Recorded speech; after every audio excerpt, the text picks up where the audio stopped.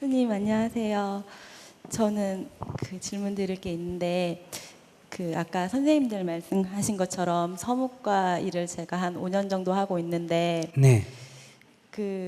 저는 내가 이 일을 맡았으니까 뭐 해주세요. 나한테 뭐 이런저런 잡일하는 거 내가 이 일을 했으니까 내가 하는 게 당연하다 이렇게 생각을 하니까 그런 게 귀찮거나 짜증 나지는 않은데 문제는 집에서 가면 가족들과도 그런 일을 하면 집에서는 너무 짜증이 나는 거예요. 그래서 사무실에서는 컴퓨터 모르니까 가르쳐 주세요 하면 예 가르쳐 드릴게요 하고 하는데 집에서는 엄마가 이거 모르겠다 이거 좀 해봐라 하면 엄마 그거 나 좀 이따 할게 이렇게 되니까 이거 사무실이 나한테 전부가 아니고 가족이 소중한 게 아닌 게 아닌데 집에 가면 자꾸 내 위주로 나만 편하려고 하고 좀 잘못된 것 같아서 그러지 말아야지라고 생각해서 그럼 엄마 내가 봐줄게 이렇게 마음을 먹었는데 이게 습관이 돼서 그런지 잘 안 된다 이거지. 네 너무 잘 안 이유는 돼서. 딱 있어요. 한 가지. 사무실에서는 돈을 주고 엄마는 돈을 안 주겠다.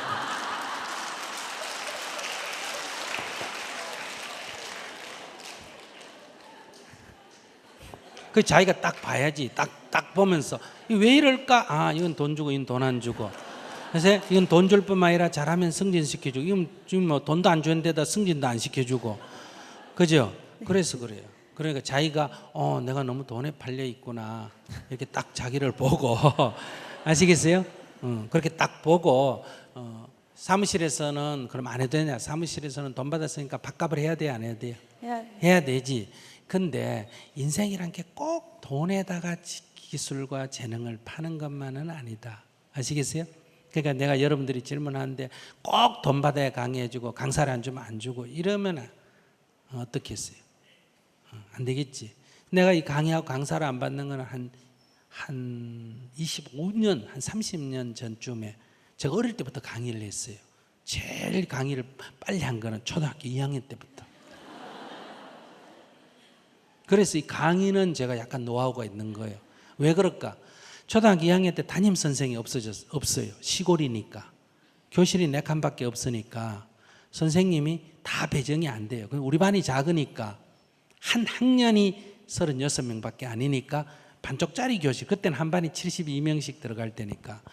교실도 반 쪼개가지고 쓰고 교무실하고 같이 쓰고 선생님도 교장 선생이든 뭐예요. 선생님이 부족하니까 교장이나 교감이 배정될 때가 담임으로. 그럼 실질은 해야 안 해요? 안 해요.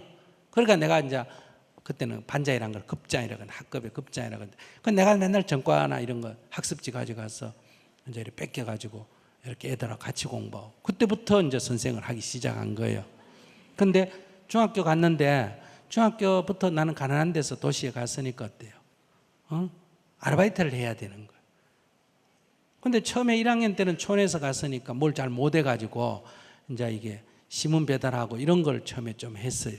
그러다가 이제 학교 선생님, 내가 과학을 좋아해 과학실에 갔는데 학교 선생님 보고 내가 착실해 보이는지 초등학교 다니는 자기 애들을 가르쳐 달라. 그래서 제가 중학교 때부터 뭘 했다. 선생을 또 한 거예요. 이건 이제 정식 선생을 한 거예요. 이건 진짜 가르쳤어요. 그러고 이제 고등학교까지 다니다가 이제 절에 들어오고 절에 들어온 또 뭘 가르쳤다. 또 불교를 가르치고 그다음 나중에 또 이제 돈이 부족해가 이렇게 활동을 하려니 돈이 없어가 어떻게 학원에 가서 또 어때요? 아르바이트로 또 학원 선생을 했는데 아주 유명한 내가 수학 선생 했다는 거 들어봤어요? 아주 서울대 가는 아이들만 가르치는 내가 수학 선생을 했어요. 서울에 가서 촌놈이 가가지고 경고등학교, 서울고등학교, 경기여고 이런 애들만 가르쳤으니까 내가 잘 가르쳐서 서울대 갔을까? 서울대 갈 애들만 가르쳤을까?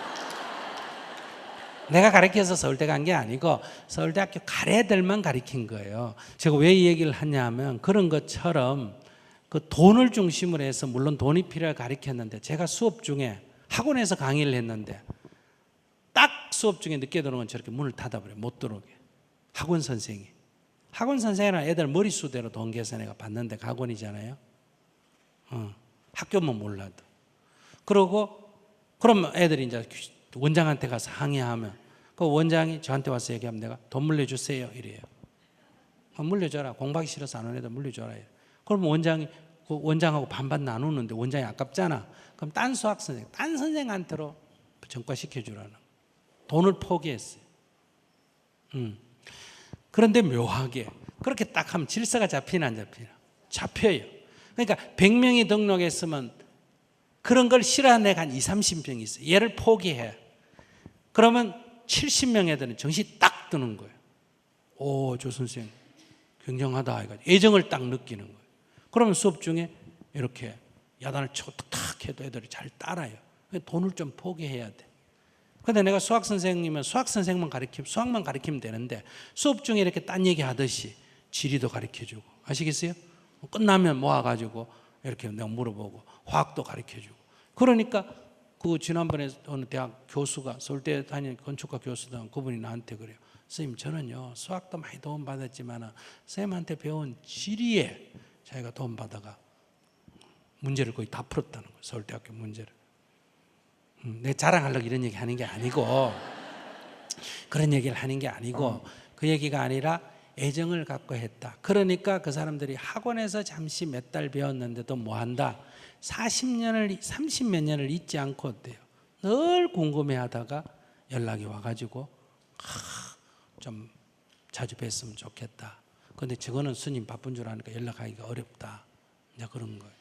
그럼 그런 것들은 얼마나 이게 자기가 사는데 돈도 필요하지만 정성을 쏟느냐가 중요한 거예요.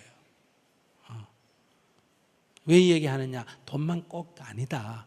직장에서도 그것이 월급을 받기 때문에 해주지만은 또 집에서도 마찬가지로 어때요? 그렇게 돈을 넘어서서 하는 삶의 습관이 있어야 된다. 그래서 제가 이 강의하는 거 안 받잖아요. 그건 내가 한 30살쯤 조금 안 됐나. 그때도 내가 법문을 하러 다녔으니까. 그때는 아주 유명한 대학생 지도법사였어요, 제가. 근데 그때 제가 어느 다방에 가서 사람을 만나고 기다리는데 옆에 보살들이 몇 개 둘러 앉아가 뭐라고 얘기하는데 내가 옆에서 가만히 들어봤어요. 그러니까 절에 다니는 보살들인데 자기들끼리 한 10명을 그룹을 만들어 가지고 절에 안 가고 큰 스님, 유명한 스님은 다 초청해가 가정조사 받듯이 그렇게 법문을 집에 초청해서 듣는 그룹이요. 그러니까 강남의 부잣집 만화님들이요. 근데 이 사람들 얘기가 그 당시에 아주 유명한 어떤 스님을 초청하자 하니까 한 사람이 아이고 그런 사람이 오겠나. 그러니까 한 보살이 얘야 막 100만 원만 주면 온다는 거예요. 그때 100만 원은 요즘 한 500만 원쯤 되는 돈. 그때 제가 딱 충격을 받았어요. 아, 이 돈을 받으니까 사람이 뭘로 계산이 된다? 돈으로 계산이 되구나. 그 이후에 제가 법회 나갈 때 딱 일책 강의료를 안 받았습니다. 강의를 안 받는다고 해서 강의료가 안 들어오는 건 아니에요. 이런 건 안 들어와요.